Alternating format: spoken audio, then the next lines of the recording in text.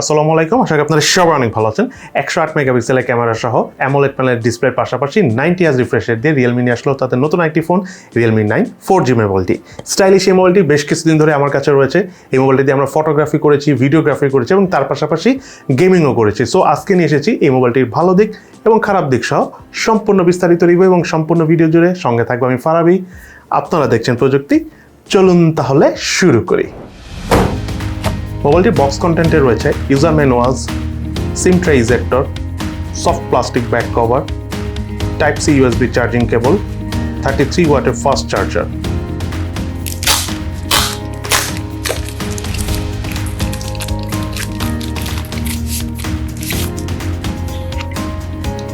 এবং Realme 9 4G মোবাইলটি।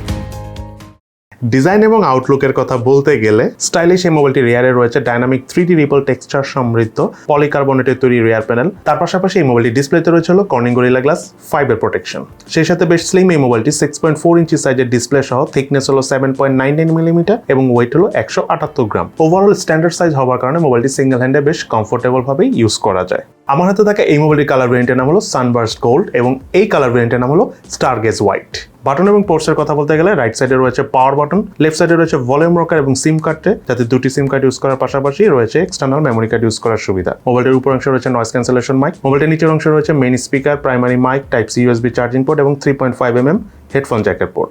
মোবাইলে থাকে ইন ডিসপ্লে ফিঙ্গারপ্রিন্ট স্ক্যানারের পজিশন আমার কাছে ঠিকঠাকই মনে হয়েছে। সেই সাথে ইন ডিসপ্লে ফিঙ্গারপ্রিন্ট স্ক্যানারটি ফিঙ্গার টাচ করার সাথে সাথে খুব ইজিলি এবং স্মুথলি আনলক হয়ে যাচ্ছিল। সেই সাথে মোবাইলে থাকা ফেস আনলক সিস্টেমটি যথেষ্ট ফাস্ট এবং স্মুথলি কাজ করে। এছাড়াও মোবাইলটিতে ইম্পর্টেন্ট প্রায় সব ধরনের সেন্সরসও রয়েছে। এই মোবাইলটির বটম ফেসে রয়েছে hi-res audio certified speaker. Overall speaker performance আমার কাছে বেশ ডিসেন্টলি লেগেছে। সাউন্ডের লাউডনেস বলেন, ক্রিস্পিনেস বলেন, আমার কাছে একদম ব্যালেন্স লেগেছে। ওভারঅল প্রাইস বিবেচনা এই মোবাইলের স্পিকার পারফরমেন্স ঠিকঠাকই লেগেছে। মোবাইলটিতে অপারেটিং সিস্টেম হিসেবে রয়েছে অ্যান্ড্রয়েড 12 ভার্সন এবং সেই সাথে মোবাইলটিতে ভার্চুয়াল র্যাম রয়েছে আপ টু 5GB পর্যন্ত। সেই সাথে রিয়েলমি ইউআই 3.0 থাকা এই মোবাইলটিতে রয়েছে বিল্ট ইন একগাদা অ্যাপস। চাইলে আপনি অবশ্যই এইসব অ্যাপস ধরে ধরে ডিলিট করে দিতে পারবেন, তবে ইউআই থেকে কোনো প্রকার ল্যাগিং বা অপটিমাইজেশন ইস্যু আমরা ফেস করিনি। ওভারঅল বেশ স্মুথ পারফরমেন্স পেয়েছি মোবাইলটির ইউআই থেকে। সেই সাথে মোবাইলটির ইউআইতে এই ব্লটওয়্যার বা আননেসেসারি অ্যাপস না থাকতো তাহলে আরো ক্লিন একটা ফিল পাওয়া যেত এই মোবাইলটা ইউজ করতে যেয়ে। এই মোবাইলটিতে রয়েছে 6.4 ইঞ্চি সাইজের অ্যামোলেড প্যানেলের ডিসপ্লে এবং তার পাশাপাশি ডিসপ্লেতে আরো রয়েছে 90 hertz refresh rate. Display resolution হলো 24/1080 পিক্সেল। ডিসপ্লে পিক্সেল ডেনসিটি হলো 411 ppi। গরিলা গ্লাস 5 প্রোটেকশন থাকায় মোবাইলটির display highest touch sampling rate হলো 360 হার্জ। আউটডোর কন্ডিশন অর্থাৎ সানলাইটের নিচে ইউজ করার সময় তেমন একটা প্রবলেম আমরা ফেস করিনি। খুব ইজিলি অ্যান্ড কমফোর্টেবল ভাবে আমরা আউটডোরে ইউজ করতে পেরেছি অ্যান্ড ফটোগ্রাফির পাশাপাশি ভিডিওগ্রাফিও করতে পেরেছি। প্রায় 91% ডিসপ্লে টু বডি রেশিও থাকায় মোবাইলটির চারপাশে ভেজেল এরিয়াটা বেশ চিকন এবং চিনি রেটও ওভারঅল প্রাইস হিসাবে ঠিকঠাকই লেগেছে। সেই সাথে ডিসপ্লে ঠিক উপরে লেফট সাইডে রয়েছে পাঞ্চল সেলফি ক্যামেরা। মাল্টিটাস্কিং এর কথা বলতে গেলে এর পারফরমেন্স বেশ স্মুথ ছিল। র্যাম হ্যান্ডেলিং একদম ব্যালেন্স পেয়েছি, তাই ব্যাকগ্রাউন্ডে অনেকগুলো অ্যাপ রান করে ইজিলি সলভ করে ইউজ করতে পেরেছি। And touch sampling rate maximum 360 hertz হওয়ার কারণে মোবাইলটি রাফ ইউজ করতে যেও বেশ ভালো লেগেছে। সেই সাথে মোবাইলটিতে রয়েছে ওয়াইড বাইন L1 সাপোর্ট। এই মোবাইলটিতে রয়েছিল স্ন্যাপড্রাগনের 680 প্রসেসর। এটি একটি অক্টা-কোর প্রসেসর যার ট্রানজিস্টর সাইজ হলো 6 ন্যানোমিটার। সেই সাথে মোবাইলটিতে জিপিইউ হিসেবে রয়েছে Adreno 610। বাংলাদেশ মার্কেটে এই মোবাইলটি একটি ভেরিয়েন্ট এসেছে, সেটা হলো 8GB র্যাম 120GB স্টোরেজ, যার র্যামের টাইপ হলো LPDDR4X এবং স্টোরেজ টাইপ হলো UFS 2.2 এবং এই মোবাইলটির বাংলাদেশ মার্কেটে অফিসিয়াল প্রাইস হলো 26,990 টাকা।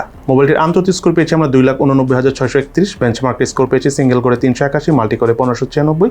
স্টোরেজ স্পিড চেক করতে যাই রিড স্পিড পেয়েছি 670 MB/s, রাইট স্পিড পেয়েছি 346 MB/s।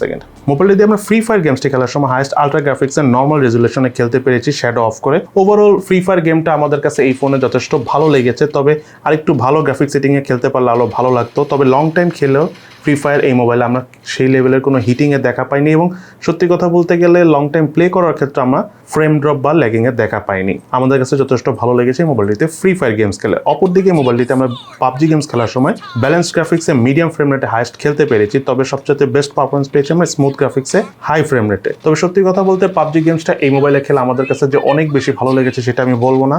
Long time game play করতে গেলে বেশ ভালো পরিমাণের ল্যাগিং এবং ফ্রেম ড্রপের দেখা পেয়েছি। আর যেটা একদম সত্যি কথা, স্ন্যাপড্রাগনের 680 প্রসেসর, এটা আসলে একটু হেভি গ্রাফিক সেটিংয়ে আসলে গেমিং খেলার জন্য নয়। পাবজি টাইপ গেমস আপনারা খেলে অনেক বেশি মজা পাবেন না যদি আপনারা লং টাইম প্লে করেন এই ফোনটিতে। সে সাথে মোবাইলটি দিয়ে আমরা অ্যাশফার 9 গেমসটি খেলেছি। অ্যাশফার 9 গেমসটি শুরুর দিকে মোটামুটি স্মুথ থাকলেও লং টাইম প্লে করার সময় কিছুটা ল্যাগিং এবং ফ্রেম ড্রপের দেখা পেয়েছি। ওভারঅল আমি বলবো না অনেক খারাপ, তারপর আমি যথেষ্ট ভালো লেগেছে। সে সাথে মোবাইলটিতে আমরা কল অফ ডিউটি গেমসটি খেলেছি। কল অফ ডিউটি গেমসটা খেলার সময় আমাদের মোটামুটি সেমি মিডিয়াম গ্রাফিক সেটিংয়ে যথেষ্ট ভালো পারফরমেন্স পেয়েছি। ফ্রি ফায়ারের পর এই মোবাইলটিতে কল অফ ডিউটি গেমসটি খেলেই আমাদের সবচেয়ে বেশি ভালো লেগেছে। যারা আপনারা ফ্রি ফায়ার পছন্দ করেন অথবা কল অফ ডিউটি পছন্দ করেন এবং মোটামুটি লো গ্রাফিক সেটিংয়ে খেলতে কোনো প্রবলেম হবে না, তারা চাইলে এই মোবাইলটা দিয়ে গেম খেলে অনেক মজা পাবেন। এই মোবাইলের হিটিংয়ের কথা বলতে গেলে আমরা লং টাইম গেম প্লে করা ছাড়া তেমন একটা হিটিংয়ের দেখা পাইনি। আর সত্যি কথা বলতে গেলে অনেক সময় আমরা অনেক ভিডিও দেখে থাকি, দেখা যায় সোশ্যাল মিডিয়া ব্রাউজ করে থাকি, সেই ধরনের সিচুয়েশন আসলে এই ফোনটা খুব একটা হিট হয় না। বাট বেশি লং টাইম আপনি যদি গেম খেলেন তখন ক্যামেরার আশেপাশে কিছু এরিয়াটা হালকা হিট হয়, তবে সেটা কিছুক্ষণ সময় দিলে আবার আগের মতো ঠান্ডাও হয়ে যায়। এই মোবাইলটির রিয়ার প্যানেলে রয়েছিল ট্রিপল ক্যামেরা সেটআপ, যার মেইন ক্যামেরাটি হলো 1.8 অ্যাপারচারের 108 মেগাপিক্সেলের ক্যামেরা, যাতে সেন্সর হিসেবে রয়েছিল স্যামসাং এর আইসোসেলের HM6 সেন্সর। দেন আরেকটি ক্যামেরা হলো 8 মেগাপিক্সেলের 2.2 অ্যাপারচারের আলট্রা ওয়াইড ক্যামেরা, যাতে সেন্সর হিসেবে রয়েছে অমনিভিশনের D10 সেন্সরটি। দেন সর্বশেষ ক্যামেরাটি হলো 2 মেগাপিক্সেলের 2.4 অ্যাপারচারের ম্যাক্রো সেন্সর ক্যামেরা, যাতে সেন্সর হিসেবে রয়েছে গ্যালাক্সি কোর M1 সেন্সরটি। রিয়ার প্যানেলে থাকে মেইন ক্যামেরাগুলো দিয়ে ছবি তোলার সময় অবজেক্ট খুব ইজিলি ফোকাস করা যাচ্ছিল এবং ডাইনামিক রেঞ্জও ঠিকঠাক কাজ করছিল। কালার টোনটা আমার কাছে ওভারঅল ভাইব্রেন্টই লেগেছে। সামটাইমস আউটডোরে ছবি তোলার সময় বেশি আলো পেলে রেড কালার অর্থাৎ লাল কালারটা একটু বেশি বুস্ট করছিল। ওভারঅল কিছুটা ওভার স্যাচুরেটেডও মনে হয়েছে, তবে জুম করে আমরা এই মোবাইলটির মেইন ক্যামেরাতে ছবি তুলে বেশ ভালো পারফরমেন্স পেয়েছি। সেই সাথে জুম করা ছবিরও কালার টোন এবং কালার ডিটেলস বেশ ভালোভাবেই ধরে রাখতে পারে এই মোবাইলটির মেইন ক্যামেরা। তার পাশে থাকা এই মোবাইলটির ম্যাক্রো মোড এবং পোর্ট্রেট মোডে বেশ ভালো পারফরমেন্স পেয়েছি। ছবি তুলে ডাইনামিক রেঞ্জ সহ কালার টোন এবং কালার ডিটেলস বেশ ভালোই ধরে রাখতে পারছিল। মোবাইলটিতে হাইস্ট 1080p 30 ফ্রেম পার সেকেন্ডে ভিডিও শুট করা যায়। ভিডিও শুট করতে আমাদের কাছে ওভারঅল বেশ ভালোই লেগেছে। ইভেন এই প্রাইস বিবেচনার ফোন হিসাবে সুন্দর একটা স্টেবল পারফরমেন্স পেয়েছি মোবাইলটি দিয়ে ভিডিও শুট করে। সেই সাথে মোবাইলটি স্লো মোশনে ভিডিও শুট করে আমাদের কাছে বেশ ভালো লেগেছে এবং সেই সাথে মোবাইলটি দিয়ে আরও রয়েছে টাইম ল্যাপসের মতো স্পেশাল ফিচারের মাধ্যমে ভিডিও শুট করার সুবিধা। এই মোবাইলটির ফ্রন্ট ফেসে রয়েছিল 2.45 অ্যাপারচারের 16 মেগাপিক্সেলের সেলফি ক্যামেরা, যাতে সেন্সর হিসেবে রয়েছিল সনির IMX এর 471 সেন্সরটি।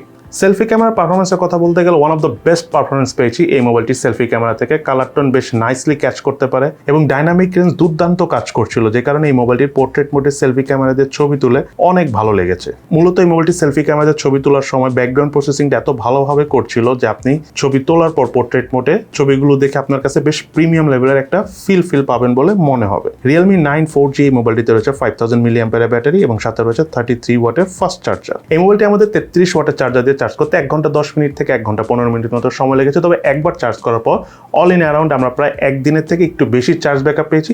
অপরদিকে আমরা হেভি গেমিং মাল্টিমিডিয়া কনজাম্পশন মানে রাফ অ্যান্ড টাফ ইউজ করে স্ক্রিন অন টাইম অর্থাৎ চার্জ ব্যাকআপ পেয়েছি 5 ঘন্টার মতো। এই মোবাইলটিতে রয়েছিল 4G সাপোর্ট, তার পাশাপাশি ওয়াইফাই 2.4 GHz এবং 5 GHz দুটোই সাপোর্ট করে। এবার চলুন আমরা জেনে নিই এই মোবাইলের কি ল্যাকিংস অর্থাৎ দুর্বলতা রয়েছে এবং তার পাশাপাশি এই মোবাইলের কি বেস্ট সাইড অর্থাৎ ভালো দিক রয়েছে। প্রথমে চলুন আমরা জেনে নিই এই মোবাইলের কি ল্যাকিংস অর্থাৎ দুর্বলতা রয়েছে। এই মোবাইলটার মেইনলি 3টা ল্যাকিংস আমি পেয়েছি। তার মধ্যে নাম্বার 1 হলো এই মোবাইলটাতে ভিডিও শুট করার ক্ষেত্রে 1080p 60 ফ্রেম পার সেকেন্ডে ভিডিও শুট করার অপশন থাকলে ভালো হতো। দেন সেকেন্ড যে বিষয়টা এই ফোনের ক্ষেত্রে সবচেয়ে বড় ল্যাকিংস মনে হচ্ছে আমার কাছে, এই মোবাইলটিতে স্ন্যাপড্রাগনের 680 প্রসেসর ব্যবহার না করে অন্য কোনো একটা প্রসেসর ইউজ করলে আমরা আরো ভালো মানের গেমিং পারফরমেন্স পেতাম। দেন সর্বশেষ কথা বলো এই মোবাইলের প্রাইস 26,990 টাকা। অবশ্যই এটা একটা বেশি বা ওভার প্রাইস ফোন বলতে পারেন, বাট এই মুহূর্তে বাংলাদেশে ডলারের প্রাইস অনেক বেড়ে যাওয়ার কারণে সব ফোনের দামই বেড়ে যাচ্ছে। ডলারের প্রাইস বলতে আসলে আগে ছিল 84-85 টাকা, এখন সেই ডলারের দাম কিন্তু 100 টাকা হয়ে গেছে। যদিও এটা খোলা বাজারের প্রাইস, বাট আলটিমেটলি কিন্তু এই রেটেই ইম্পোর্ট এক্সপোর্ট হয়ে থাকে। যাই হোক, এইসব বিষয় আমি যাব না। মূলত যেটা বলতে চাচ্ছি, প্রায় 20% মতো ডলারের ভ্যালু বেড়ে যাওয়ার কারণে দেখা যাচ্ছে যে মোবাইল কোম্পানিগুলো ফোনে একদম হিমশিম খেয়ে যাচ্ছে প্রাইসিং করতে। তার পাশাপাশি প্রসেসর ক্রাইসিস তো রয়েছে ওয়ার্ল্ড ওয়াইড। সো সব মিলিয়ে আসলে প্রাইসিং নিয়ে আমি অনেক নেগেটিভ কিছু বলবো না। এই মুহূর্তে আসলে তেমন কিছু করার নাই, কিছু বলার নাই।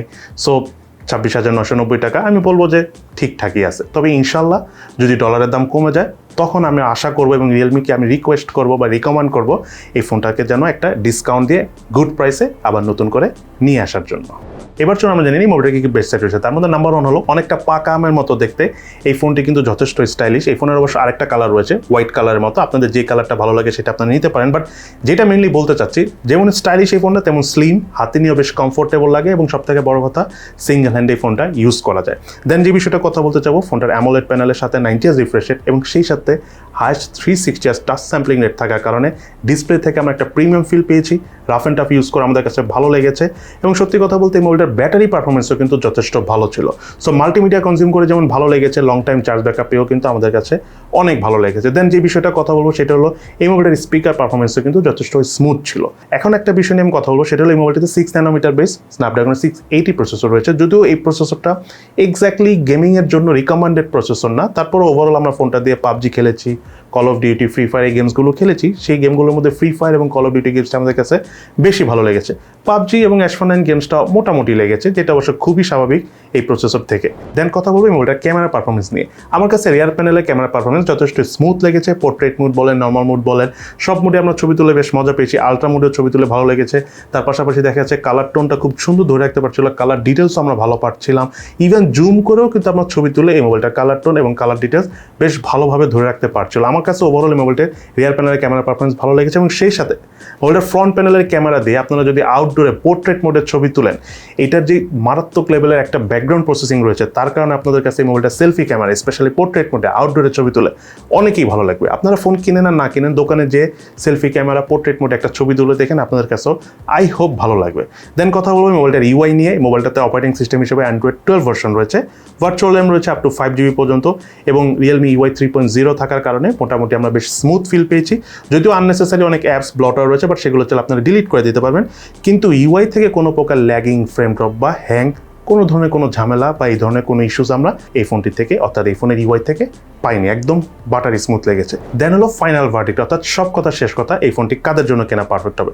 যারা মেনলি পাবজি গেমস খেলেন বা পাবজি টাইপ গেমস খেলে থাকেন, তাদের কাছে এই ফোনটা খুব একটা ভালো লাগবে না। তবে যারা কল অফ ডিউটি অথবা ফ্রি ফায়ার গেমস মোটামুটি লো গ্রাফিক সেটিংয়ে সন্তুষ্টজনকভাবে খেলতে চান, তারা চাইলে এই ফোনটা নিতে পারেন। এবং সেই সাথে যারা mainly day to day use করবেন, লং টাইম চার্জ ব্যাকআপ চান, হেভি মাল্টিমিডিয়া কনজিউম করবেন, অর্থাৎ ভিডিও টিডিও দেখবেন, সোশ্যাল মিডিয়া ইউজ করবেন এবং সেই সাথে অনেক ছবি টবি তুলেন, ফটোগ্রাফি করেন, হালকা পাতলা ভিডিওগ্রাফি করে থাকেন, তাদের কাছে এই ফোনটি একটি আদর্শ ফোন হবে বলে আমি মনে করি। বাকিটা অবশ্যই আপনাদের ইচ্ছা, আপনার টাকা, আপনার সব। অবশ্যই আপনি চিন্তা করে একটি ফোন কিনবেন এবং এটা অবশ্যই আমি রিকমেন্ড করি আপনাদের সবাইকে। সো আজকে তাহলে এই পর্যন্তই। কেমন লাগলো রিয়েলমি 9 এই মোবাইলটি অবশ্যই ভিডিও নিচে সেটা কমেন্টস করে জানাবেন এবং কোন জিনিসটা ভালো লেগেছে, কোন জিনিসটা খারাপ লেগেছে সেটাও কিন্তু জানাতে ভুলবেন না। ভালো থাকেন, সুস্থ থাকেন, ইনশাআল্লাহ দেখা হবে ফিউচারে।